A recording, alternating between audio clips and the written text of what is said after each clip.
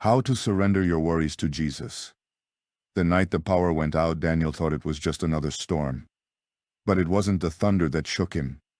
It was the phone call. Have you ever had a moment where your entire future collapsed in a single sentence? Where the words on the other end of the line felt heavier than your own heartbeat? Where you realized, in one terrifying second, that you were not in control? Daniel had built everything carefully. A stable job, a safe routine, a neat little plan for the next 10 years. He believed in Jesus, he prayed, he went to church, he tithed faithfully, he did everything right. So why was everything falling apart? That night, standing in the dark kitchen as rain battered the windows, he whispered something he had never said before. Jesus, I can't handle this. And that whisper would change his life forever. But here's the question that will follow you through the story. What if surrender isn't weakness? What if it's the most powerful thing you will ever do? Listen carefully, because this isn't just Daniel's story. It might be yours. Daniel had always been the responsible one. Growing up in a small town in Ohio, he was the kid who studied when others played. The one who carried burdens silently. The one who believed that if you worked hard enough, prayed hard enough, and stayed disciplined enough, life would reward you. That belief carried him into adulthood. He married young, bought a modest home, started a career in finance. Everything looked steady, predictable. But here's the thing about worry. It rarely announces itself loudly at first. It creeps in quietly. A late payment here, a medical bill there, a tense conversation at work, a subtle strain in marriage. Daniel told himself it was temporary, until the day his company downsized, and his name was on the list. The call was short, polite, corporate, effective immediately. As the dial tone echoed in his ear, something inside him cracked. Not dramatically, not explosively. Silently. That night the storm hit. Power lines snapped. The house went dark. And so did his certainty. He sat at the kitchen table, lit only by the glow of his phone screen, calculating numbers over and over. Mortgage, insurance, groceries, savings. Not enough. Not enough. Not enough. And then the thoughts came. What if you fail? What if you lose the house? What if your wife regrets marrying you? What if God isn't listening? Isn't it strange how worry can preach louder than faith?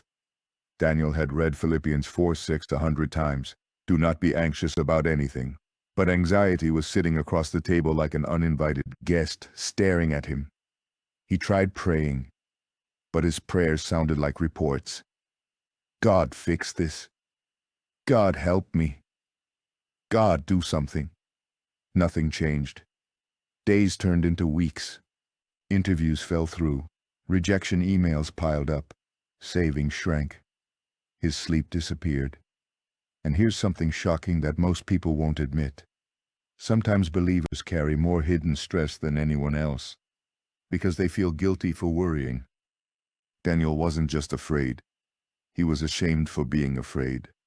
One evening, unable to breathe properly from the weight on his chest, he stepped outside. The air was cold. The sky was clear now. The storm had passed days ago, but not inside him. He walked to the small park at the end of the street and sat on a bench under a flickering street lamp.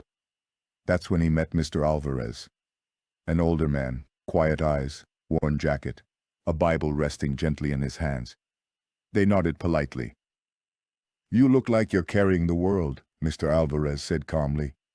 Daniel almost laughed. I might be. There was a long pause. Then the old man said something unexpected. Most of us don't carry the world, we carry the illusion that we can. That sentence hit deeper than Daniel expected.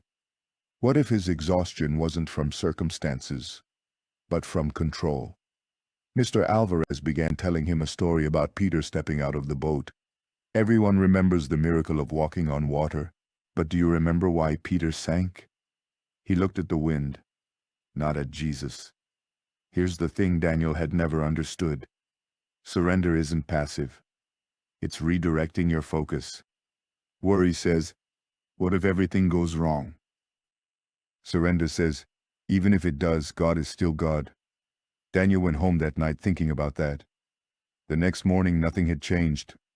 Still unemployed, still uncertain, still afraid. But something was shifting. Instead of starting his day with frantic job searches, he opened his Bible, not to demand answers, but to sit in silence. And here's where the surprising part begins. Nothing dramatic happened. No booming voice from heaven. No instant job offer. Just peace. A small, unexplainable, steadying peace. And that peace terrified him more than anxiety ever had, because it meant he had to release control. He began practicing something radical. Every time a fearful thought came, he spoke it out loud and then consciously handed it over. Jesus, I'm afraid we'll lose the house. I give that to you. Jesus, I'm scared of disappointing my family. I give that to you. Over and over. At first it felt foolish, but slowly worry lost its grip. Then came another shock. His wife admitted she had been silently carrying her own fears, pretending to stay strong for him. For the first time, they prayed together not for solutions, but for surrender. And their marriage deepened in a way success had never accomplished. Weeks later, Daniel received a call for a job interview in a completely different field. Non-profit financial counseling for struggling families. It paid less. Much less. Old Daniel would have panicked. New Daniel felt strangely free.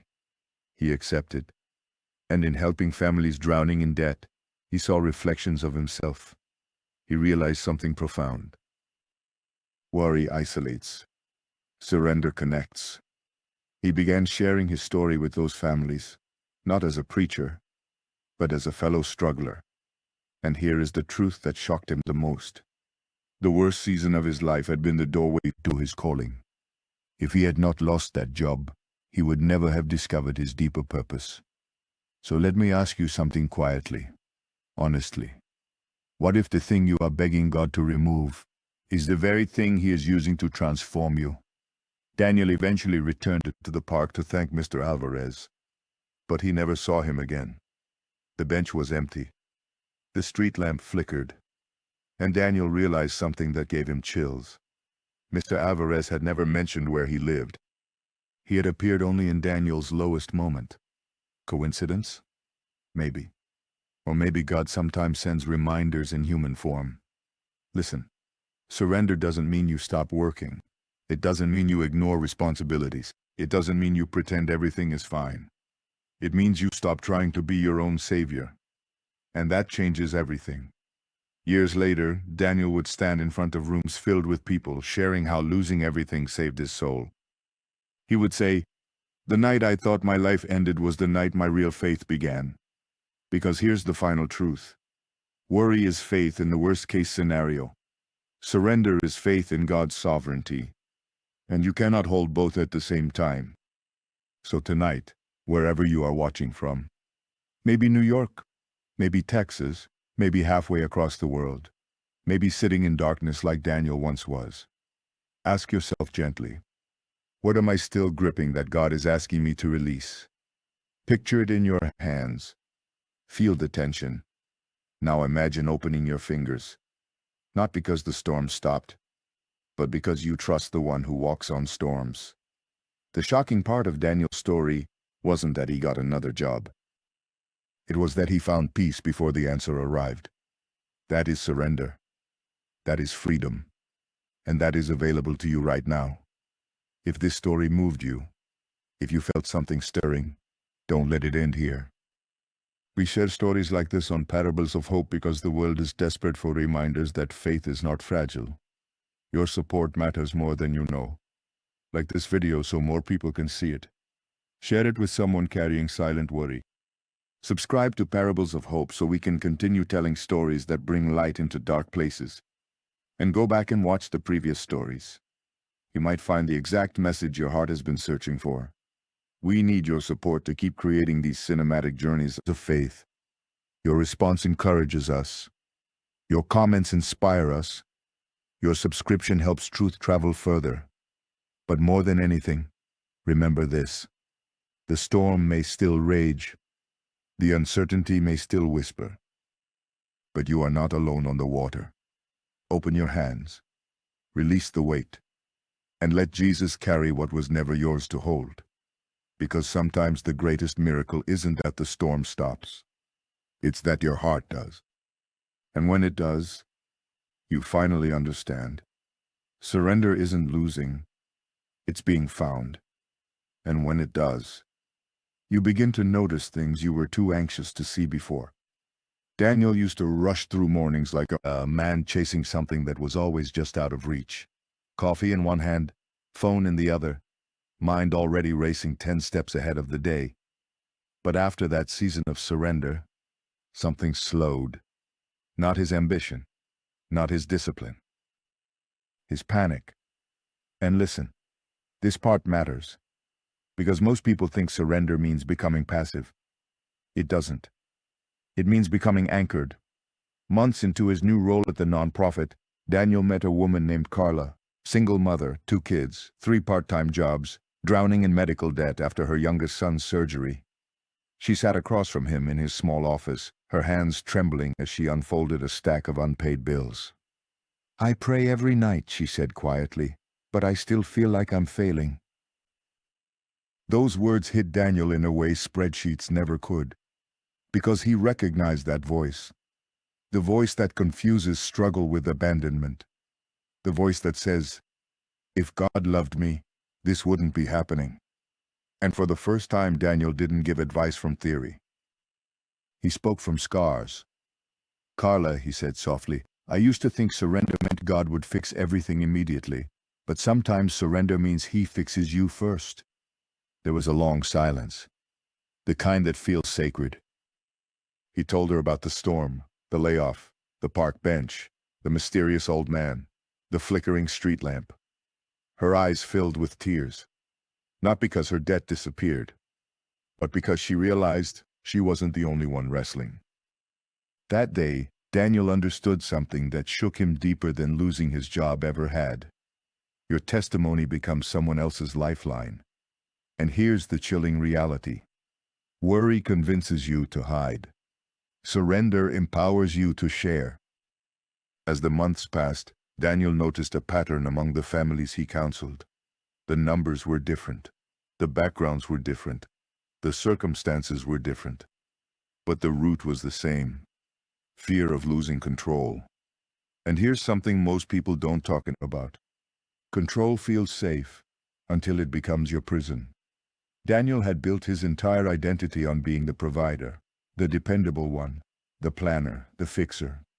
When that identity was stripped away, he felt exposed. But in that exposure, God rebuilt him. Not as a man who controls outcomes, but as a man who trusts beyond them. One evening, after a long day at the office, Daniel stayed late to finish paperwork. The building was quiet. The fluorescent lights hummed softly. He glanced at his phone. An email notification. Subject line, "Thank you." It was from Carla. She had found stable employment. A local church had helped cover part of her debt. But what moved Daniel wasn't her improved situation. It was one sentence she wrote. "I stopped praying for God to take the storm away. I started asking Him to sit with me in it." Daniel leaned back in his chair, staring at the screen. That was it. That was the secret. Surrender isn't asking God to eliminate uncertainty. It's inviting Him into it. And here's a question I want you to wrestle with, honestly. If God never removed your current struggle, would He still be enough? That question terrified Daniel the first time he asked himself, because the truth was, he didn't know. We love stories where everything ties up neatly. But faith doesn't always look like a perfect ending. Sometimes it looks like daily trust. One morning, nearly a year after losing his corporate job, Daniel returned to that same park bench. The street lamp still flickered. The trees swayed gently in the breeze. And as he sat there, he whispered something very different from the desperate prayer he had prayed months earlier. "Thank you. Not for the layoff, not for the fear, but for the transformation." And then, something unexpected happened. He noticed a small engraving on the metal bench he had never seen before. 3 simple words etched faintly into the surface. Let go. Trust. His breath caught. Had it always been there? Had he been too anxious to see it? Or was it placed later? He didn't know. And maybe he wasn't supposed to. Because here's the thing. Sometimes God's reminders aren't about proving anything. They're about anchoring you. Daniel realized that night in the storm had been the beginning of something sacred. He thought he was losing stability, but he was gaining dependence on something unshakable. And that's the paradox. When you surrender your worries to Jesus, you don't become weaker. You become steady. The anxiety still tries to whisper sometimes. Let's be real. Even now, Daniel has moments where his mind runs ahead, where uncertainty creeps in, where finances tighten or unexpected news arrives. But he responds differently. Instead of spiraling internally, he speaks it out. Jesus, this is yours. And listen carefully. That phrase isn't magic. It's relational. It reminds him that he was never meant to be the architect of every outcome. There's a shocking truth many believers overlook. The disciples were terrified during storms even when Jesus was literally in the boat with them. His presence didn't automatically eliminate waves, but it guaranteed they wouldn't sink. If you've been holding on to anxiety like it's your responsibility, if you've been losing sleep replaying worst-case scenarios, if you've been silently believing that faith means you should never feel fear, hear this. Even Jesus in Gethsemane said, "My soul is overwhelmed." Surrender isn't pretending you're fine. It's admitting you're not, and trusting anyway. Daniel's life didn't become perfect, but it became purposeful. And the night that once felt like an ending became the foundation of everything that followed. So now let me ask you one final piercing question. What would change in your life if you truly believed Jesus could carry what's crushing you right now? Not theoretically, not religiously, practically. Would you sleep differently? Would you speak differently? Would you love differently? Would you forgive more freely? Would you step into that calling you've been avoiding because fear keeps shouting louder than faith? Listen. The world is loud. News cycles scream. Uncertainty multiplies. But surrender whispers something stronger. You are not alone. And here's the breathtaking truth that Daniel discovered. The moment you release your grip, you realize God never loosened his. If this story touched something deep in you, don't scroll past it like it's just another video. Let it be the turning point. Like this video so it reaches someone else sitting in their own dark kitchen tonight. Share it with a friend who hasn't said out loud how overwhelmed they feel. Subscribe to Parables of Hope so we can continue bringing stories that remind people faith is real, living, and powerful. Go watch the other stories on this channel, because you never know which message might be the one that pulls someone back from the edge of giving up. We truly need your support to keep creating these stories. Your comments, your shares, your subscriptions. They aren't just numbers. They are fuel. They are encouragement. They are partnership in spreading hope across the world. And before you leave, take a slow breath. Picture whatever it is that's weighing on you. The diagnosis, the financial pressure, the broken relationship, the uncertain future. Now in your heart, say quietly, Jesus, I surrender this to you. You may not feel fireworks. You may not hear thunder, but something shifts. Because surrender isn't about dramatic moments. It's about daily trust. And daily trust changes everything. The storm may still rage outside, but inside, you can have peace.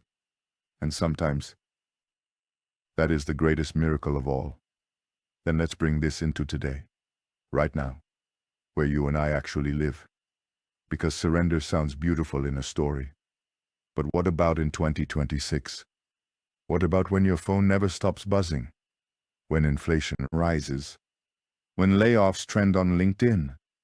When wars dominate headlines? When social media makes everyone else's life look stable while yours feels fragile? Listen. Daniel's storm wasn't just about losing a job. It was about losing certainty. And isn't that exactly what our generation is facing? We live in a time where everything shifts overnight. Markets collapse in hours. AI replaces roles people trained for decades. Medical reports change lives in seconds. A single post can destroy reputations. A single diagnosis can rewrite futures. We are the most connected generation in history, and somehow the most anxious. In the United States alone, anxiety disorders have skyrocketed in the last decade. Globally, millions battle silent panic attacks, financial insecurity, identity confusion, relational breakdowns. And here's the unsettling part. Most people look fine online, but privately, they are exhausted, carrying pressure to succeed, pressure to stay relevant, pressure to be informed, pressure to be strong. And in that pressure cooker, worry doesn't just whisper anymore. It screams. What if you fall behind? What if your savings aren't enough? What if your children grow up in a world that feels unstable? What if faith isn't practical anymore? Sound familiar? Daniel lived in a simpler time, at least technologically. But the emotional storm he faced is identical to what millions are facing right now. The only difference is this. Today, we have more distractions than ever and fewer quiet moments to surrender. Think about it. When worry hits, what do most people do? They scroll, they binge, they numb. They research symptoms until they're convinced they're dying. They watch financial forecasts until they're convinced collapse is imminent. We consume information as if knowledge alone will secure us. But here's a shocking reality. Information reduces ignorance. It does not remove fear. That's why surrender is more radical today than ever before. Because surrender in today's world means choosing trust in the middle of constant noise. Imagine Daniel living now. Instead of sitting quietly at a dark kitchen table, he'd likely be scrolling through news about recession trends, watching YouTube videos predicting economic disaster, comparing himself to influencers announcing career promotions. His anxiety wouldn't just come from losing a job. It would come from comparison. And comparison is one of the most dangerous fuels for worry in our generation. You see someone your age buying a home, someone launching a startup, someone traveling the world, someone preaching boldly, someone building influence. And quietly inside the question forms, what am I doing wrong? But surrender confronts that lie. Surrender says your life is not a competition. It's a calling. In today's world, we are told constantly to build personal brands, to curate identities, to optimize everything. Optimize your sleep. Optimize your finances. Optimize your productivity. Optimize your appearance. Optimize your spirituality. But what happens when optimization fails? What happens when, despite all your strategies, your heart is still restless? That's where surrender becomes revolutionary. Because surrender says something culture rarely celebrates. You are not God. And that's okay. Let's talk about something even more real.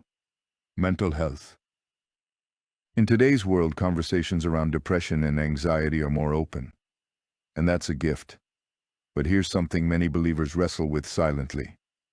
Does having anxiety mean I don't trust God enough? Daniel wrestled with that too. And the answer is no. Faith is not the absence of emotional struggle. Faith is choosing trust in the middle of it. In today's climate of political division, global conflict, and rapid technological shifts, many Christians feel pressure to defend, argue, debate, predict. But surrender doesn't mean disengagement. It means anchoring your identity in Christ before engaging the world.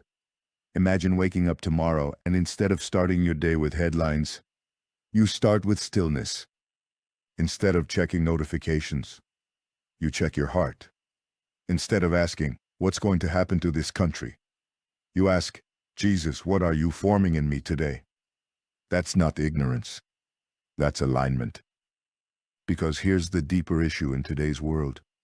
We crave certainty more than we crave presence. We want guarantees about the future, but God offers companionship through it, and companionship is stronger than prediction. Think about young parents right now, raising children in a digital age filled with dangers that didn't exist 20 years ago. Think about college students drowning in debt, unsure if their degrees will even secure stability. Think about professionals fearing automation. Think about pastors navigating declining church attendance. Think about missionaries facing increasing global hostility. The storms today are complex, but the principle remains simple. You cannot control tomorrow. You can surrender today. And here's the uncomfortable truth. Many of us trust Jesus with eternity, but not with Tuesday afternoon. We trust him with heaven, but not with our inbox.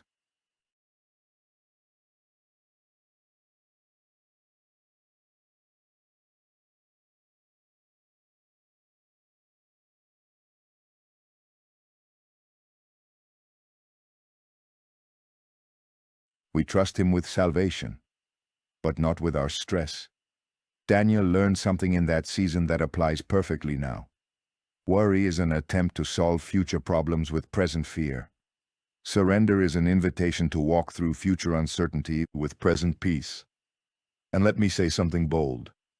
The early church thrived in persecution, famine, instability. Why? Because their hope was not anchored in circumstances. It was anchored in Christ. Today we live in comfort compared to much of history, yet anxiety levels are higher than ever. Why?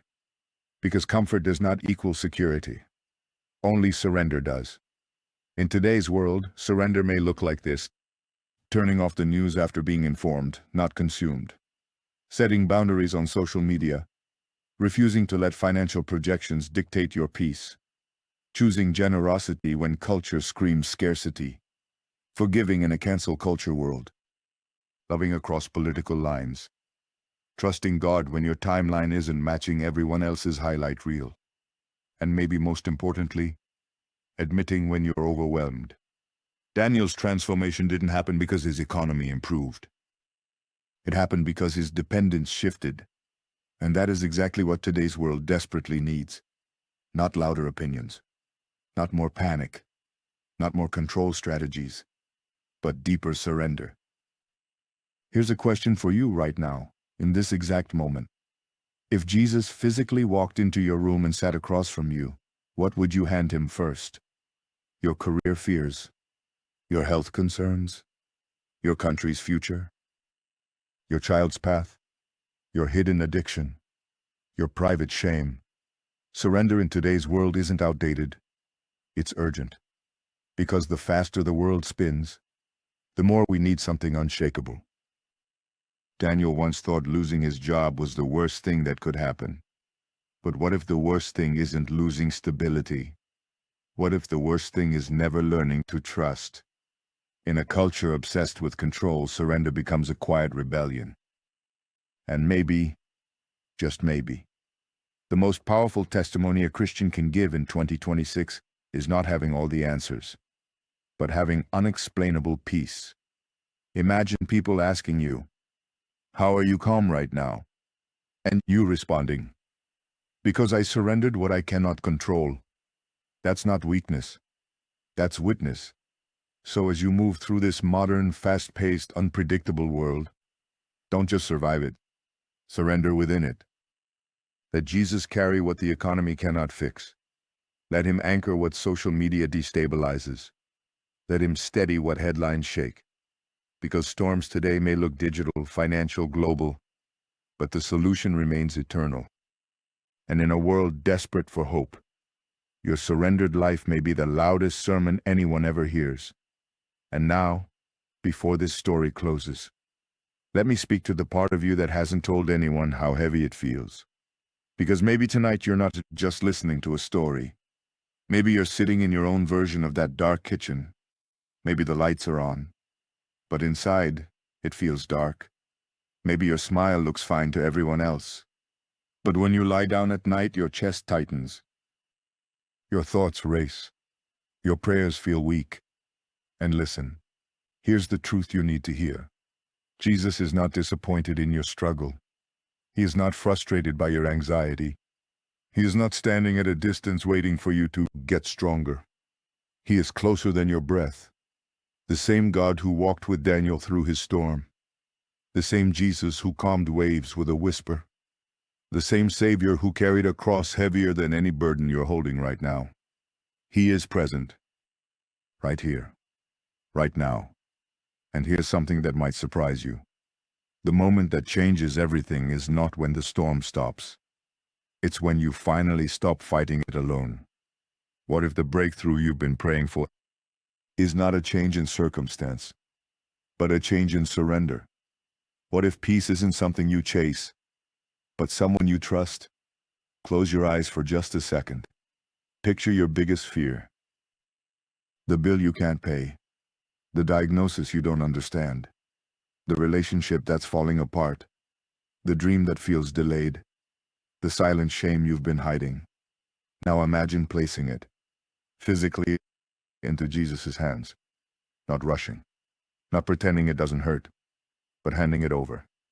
And saying softly, Lord, I can't carry this anymore. Do you feel that? That quiet release? That a small breath of relief? That's not weakness. That's surrender. And surrender is where miracles begin. Maybe not loud miracles. Maybe not instant miracles. But deep ones. The kind that rebuild your heart. The kind that steady your spirit. The kind that make you unshakable in a shaking world. Daniel thought losing his job was the end of his story. But it became the chapter that taught him who was really holding the pen. And here's the beautiful truth. God is still holding the pen in your story too. Even when the pages look messy.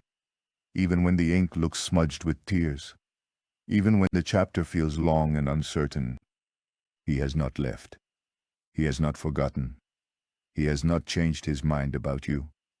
And maybe, just maybe, years from now you'll look back at this very season and say, that was the night my real faith began. Before you leave, let me ask you something from my heart. If this message touched you, if it reminded you that you're not alone, don't keep it to yourself. There are people around you carrying silent storms, like this video, so more hearts can find hope. Share it with someone who needs to know surrender is not giving up. It's trusting God fully. And if you believe stories like this matter, subscribe to our channel, Parables of Hope. We are building a space where faith feels alive again. Where broken people find light. Where storms turn into testimonies. Your support means everything to us. Every like, every share, every comment, every subscription. It tells us to keep going. It helps hope travel farther. And if you haven't yet, go watch the other stories on Parables of Hope. You never know which message might reach you, or someone you love, at exactly the right time. We need your support to keep creating these cinematic journeys of faith. But more than that, we want you to walk away changed. Tonight, as you step back into your world, your job, your family, your challenges, remember this. You were never meant to carry the weight of tomorrow. You were only meant to trust the one who already stands there. So release it, let go, and let Jesus be stronger than your fear. Because sometimes, the greatest victory isn't that the storm disappears. It's that your heart finally rests in the middle of it. And when your heart rests, you realize something breathtaking. You were never sinking. You were being carried all along. If this message touched your heart, if you felt peace where there was pressure, if this story reminded you that God is still writing your story, then don't let this be the end. Subscribe to Parables of Hope. Because this channel isn't just content. It's a place where faith breathes again. Where broken hearts find healing. Where storms turn into testimonies. Where surrender becomes strength. Your subscription helps us keep spreading hope across the world. Your support allows these stories to reach someone sitting in darkness tonight. Someone who feels alone. Someone who is losing faith. Someone who needs to know Jesus is still near. When you subscribe, you're not just joining a channel. You're becoming part of a movement of hope. So take a moment right now. Click subscribe, turn on the notification bell, and become part of Parables of Hope. Together, let's make truth louder than fear. Let's make faith stronger than anxiety. Let's remind the world that surrender is not losing. It's being found. We need your support. We value your presence. And your encouragement inspires us to keep creating stories that bring light into dark places. Subscribe to Parables of Hope, and let's continue walking this journey of faith together.